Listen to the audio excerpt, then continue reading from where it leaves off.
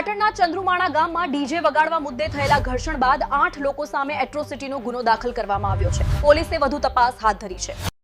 પાટણ તાલુકાના ચંદ્રુમાણા ગામે અનુસૂચિત જાતિના લગ્ન પ્રસંગ દરમિયાન વડઘોડામાં ડીજે વગાડવા મુદ્દે બે જૂથ વચ્ચે ઉગ્ર ઘર્ષણ સર્જાયું હતું. આ મામલે પોલીસે એટ્રોસિટી એક્ટ સહિત વિવિધ કલમો હેઠળ 8 શખ્સો સામે ગુનો નોંધી 3 આરોપીની ધરપકડ કરી છે. આ ઘટના 1 ફેબ્રુઆરીના રોજ બની હતી. ગણપતભાઈ કલાભાઈ ચાવડાના પુત્રના લગ્ન પ્રસંગે વડઘોડો કાઢવામાં આવ્યો હતો. વડઘોડા બાદ ગામના જોગણી માતાના ચોકમાં રાસ ગરબાનું આયોજન કરાયું હતું, જે આરોપી બકુજી જીવણજી ઠાકોરના ઘર નજીક આવેલું છે. પોલીસ તપાસ અનુસાર ઠાકોર સમાજમાં શોકનો લોકાચાર ચાલતો હોવાથી આરોપીઓએ ડીજે બંધ કરવા ફરિયાદી પક્ષને જણાવ્યું હતું. આ મુદ્દે બંને પક્ષ વચ્ચે બોલાચાલી બાદ મારામારી થઈ, જેના કારણે ગામમાં તંગદિલીભર્યો માહોલ સર્જાયો હતો. ઘટનાની જાણ થતાં ફરિયાદીએ તાત્કાલિક 112 નંબર ઉપર પોલીસને જાણ કરી હતી. પોલીસનો કાફલો ઘટનાસ્થળે પહોંચીને મામલો કાબૂમાં લઈ ગયો હતો. પોલીસે ભારતીય ન્યાય સંહિતા, જીપી એક્ટ અને એટ્રોસિટી એક્ટની વિવિધ કલમો હેઠળ એફઆઈઆર દાખલ કરી છે. આ મામલે પોલીસે બકુજી ઠાકોર, જીવણજી ઠાકોર તથા એક સગીર સહિત 3 આરોપીની ધરપકડ કરી છે, જ્યારે અન્ય 5 આરોપીઓ ફરાર હોવાથી તેમની શોધખોળ તેજ કરવામાં આવી છે. કોઈ અનિચ્છનીય બનાવ ન બને તે માટે ગામમાં ભારે પોલીસ બંદોબસ્ત ગોઠવાયો છે. ડીવાયએસપી પરેશ રેણુકાના જણાવ્યા અનુસાર આ ઘટનામાં તાત્કાલિક જાતિવાદી કારણો કરતાં જૂની જમીન બાબતે ચાલી રહેલી અદાવત મુખ્ય કારણ હોવાનું સામે આવ્યું છે. નોંધનીય છે કે 2022માં પણ આ જ પક્ષકારો વચ્ચે જમીન મુદ્દે વિવાદ થતાં એટ્રોસિટી ફરિયાદ નોંધાઈ હતી. આ ઘટનાએ ફરી એકવાર સમાજમાં વ્યાપી રહેલી અસમાનતા અને ભેદભાવની માનસિકતાને ઉજાગર કરી છે. આઝાદી બાદ આજે પણ આવા બનાવો સામે આવવું ચિંતાજનક બાબત છે.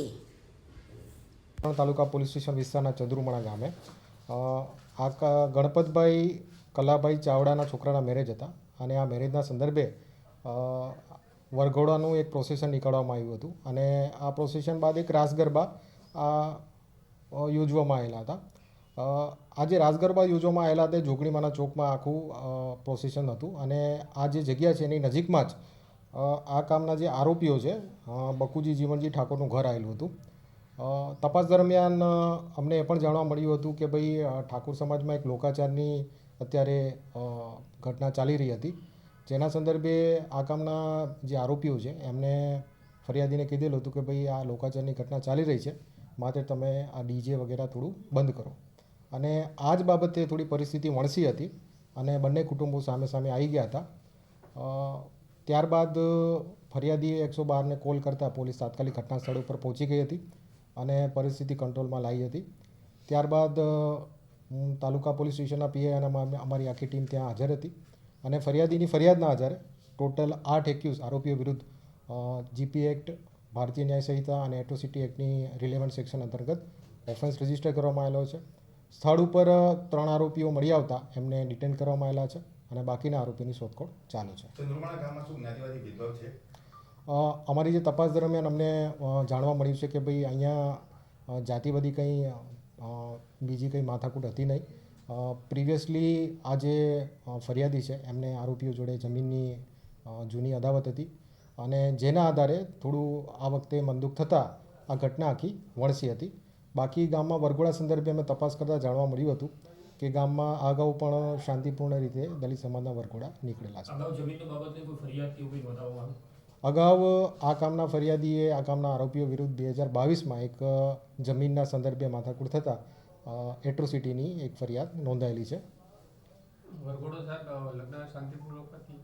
હા, હાલ લગ્ન શાંતિપૂર્વક પતી ગયા છે અને હાલ પરિસ્થિતિ કંટ્રોલમાં છે. છતાં પણ પોલીસના ચુસ્ત બંદોબસ્ત અત્યારે અમે ગામમાં રાખેલો છે.